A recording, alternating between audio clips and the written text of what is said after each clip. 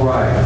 And this particular chapter, I got to say that I was really excited that Randy not only kept this subject be the last chapter of this last section on virtues, but he made it the last chapter of the entire book.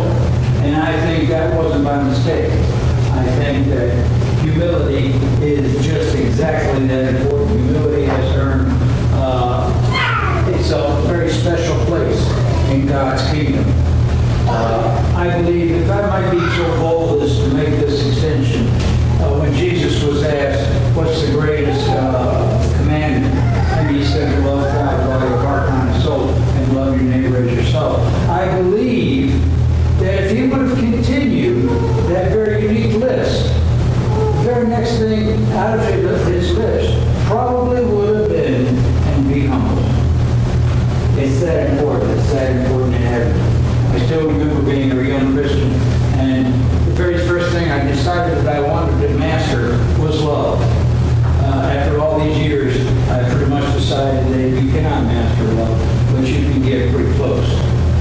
But the second thing that I wanted to do, even way back when, and this has to be the Holy Spirit, because what I wanted to do way back when was I wanted to master humility.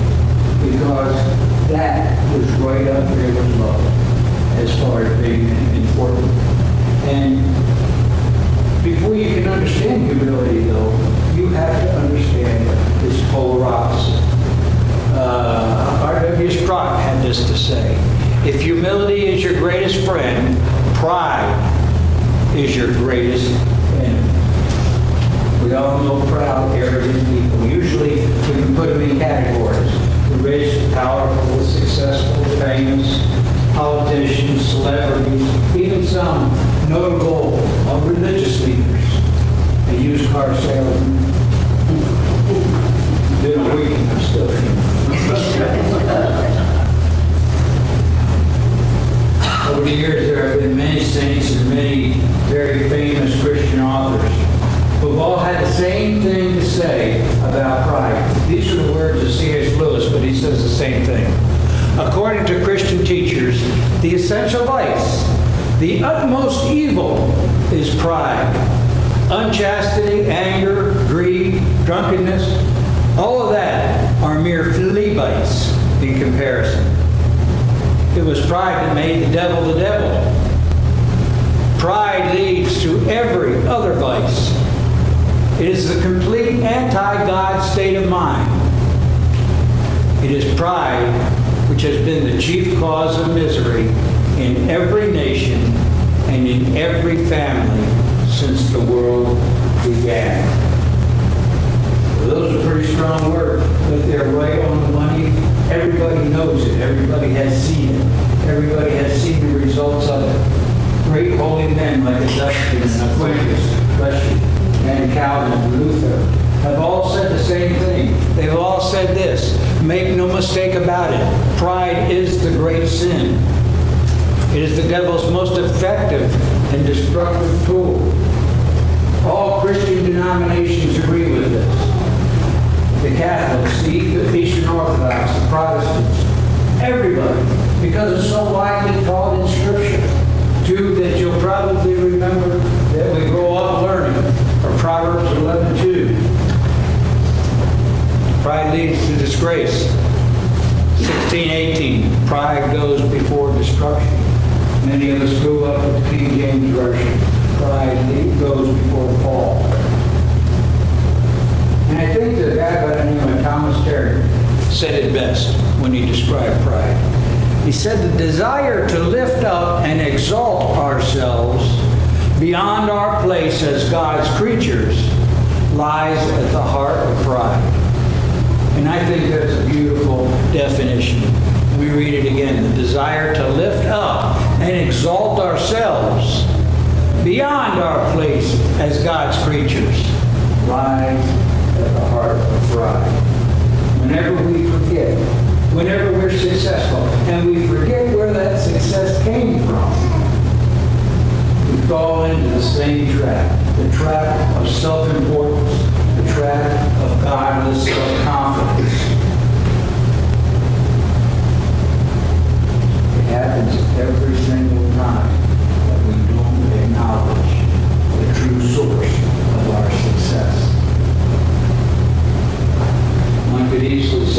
that these words are true. The opposite of humility is not arrogance, but ignorance. Ignorance of who we are and who God is. There is a guy by the name of Malcolm Gladwell who wrote a book called Outliners. And he made a very good case in this book about opportunities coming to people that had absolutely nothing to do with their abilities. One of the examples that he used was here. He said, it happens that Bill Gates was born into an affluent family near a university that gave him access and practice with computers. If Gates had been born in Rwanda, he might not have had that opportunity. And that's so true. You stop and think about the whole Bill Gates picture not being in your life, in your home. Somewhere in the cyberspace of your home, you're going to find his name. And not only that would be tragic, but it would be even more tragic that the Bill Gates Foundation would never have existed. That has helped people around the world for many, many years. But that was set up by God. It was set up by God. Indeed, he had to do the following. He had to go along. He had to say yes. It was set up by God. C.S. Lewis had a lot to say about pride. But one of my favorite quotes is this. Pride is a supernatural cancer, or a spiritual cancer. It eats up the very possibility of love or contentment or even common sense. That's how strong pride is. It affects our common sense. Remember back when I gave you the sermon series on the story. If that's before your time, the story is a book just like this, Believable. As a matter of fact, the author of the Believable was one of the authors of the story. But essentially what the story was, it was a 32 chapter book or so, and it was the Bible. It was verbatim, the Bible. It had some commentary in it. But it was the Bible in chronological order, and much of the redundancy of which you'll find in the Bible was taken out, and that was the story. It was an absolutely wonderful sermon series, and I think everybody had a really great time with it. But anyway, all through that entire series, I kept referring to one thing that I believe beyond anything else, and that is that there are actually two stories being played out in history at any given moment. One I call the other story. This is the story of mankind and events that are controlled and influenced by God. The other story is what I call the lower story. And it's the story of mankind and events that is controlled by us. By us, with all of our arrogance and all of our ignorance and all of our two important words, free will. I'm certainly not going to say that I am any smarter than any of the great religious authors that I've talked about. But there's one thing that they say that I disagree with. They say that humility is a lifelong process. And I say it doesn't have to be. I say it doesn't have to be if you keep yourself in the upper story at all times. If you believe that everything in your life is controlled by God, then you're in the upper story. If you've made that self-surrender, it doesn't matter if it's the good, it doesn't matter if it's the bad, it doesn't matter if it's the other. You'll spend your entire life thanking Him.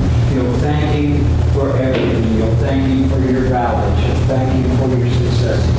You'll thank Him for your sadness. You'll thank Him for your happiness. And why do we do this?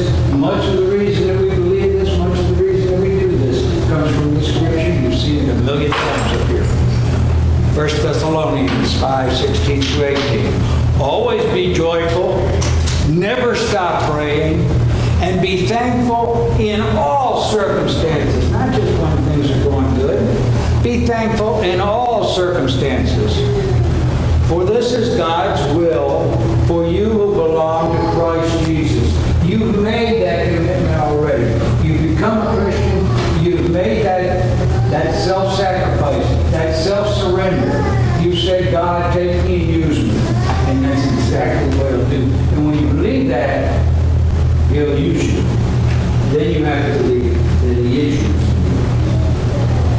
So if you can do this, then you're acknowledging that you're only a vessel in God's hands. And that all of your successes have absolutely nothing to do with your great brilliance. You can do this if you can thank God every day for everything. Pride will never get its claws in you. And you will live your life as a humble man or woman. Now there's one thing about humility that I didn't mention in this sermon, but I'm going to talk about it because it's so important. It's so important. It's called exaltation. It's so important that you learn, as being a humble person, it's very important that you learn to exalt other people. It's very important. And that's the assignment that I would like to give you this week. As the end of the book closes its doors, I would like you to go out and I would like to work on this one thing. I would like you to figure out how you can exalt somebody else, how you can put somebody else on the pedestal, how you can stay in the shadows and let them have the limelight. There's a story that I heard a long time ago, and I've long since forgotten many of the details, but I will have never forgotten the lesson that I learned from it. So I'm going to tell you that story. There was a guy who was the highest ranking admiral in the Navy that didn't work in Washington. He was in charge of the Pacific Fleet, and he lived in Hawaii because that's where the Pacific Fleet was based. And he was a very powerful man, one of the most powerful military men in all the service. So anyway, Hawaii had this thing. They had never had a professional baseball game played in Hawaii. So the people got together and they said, we want to do this. So they got a stadium and they got the Major League Baseball players and the league, and they made a stadium, they made a Major League Baseball stadium, and the league was behind them, and the league sent 2 professional baseball teams down for the very first Major League Baseball game ever to be played in Hawaii. So they asked this admiral, they asked him, would you throw out the first pitch? He said, I'd be honored. He said, I'd be happy to. So the big day finally comes around. And this is, I say a big day, this is a really big deal.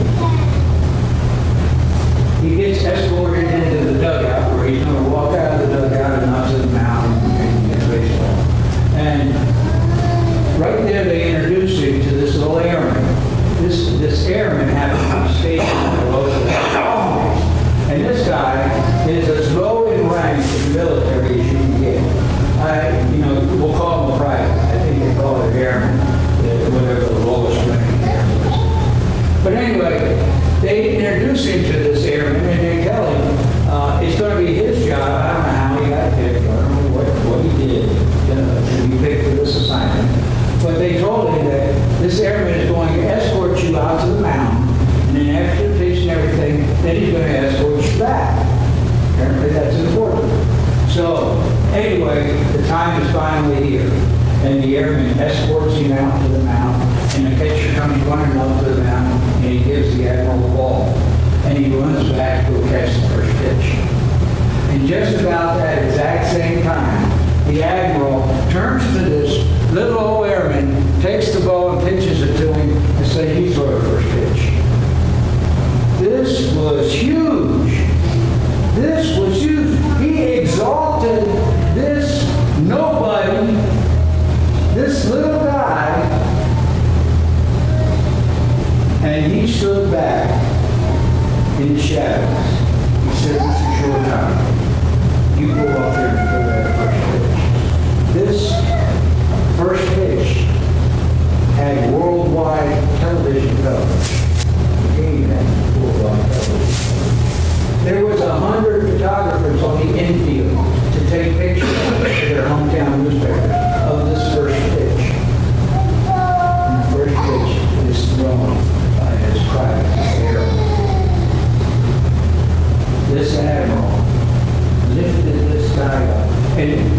the division in ranks would be like a king now Paul. You know, none of us will probably ever be a king. But many of us have had the opportunity to be a Paul. And we know how it feels for somebody else to exalt us, to put us on a pedestal, to make us feel good about ourselves, to lift us up. It isn't this kid deserve any of this. He didn't deserve a thing of it.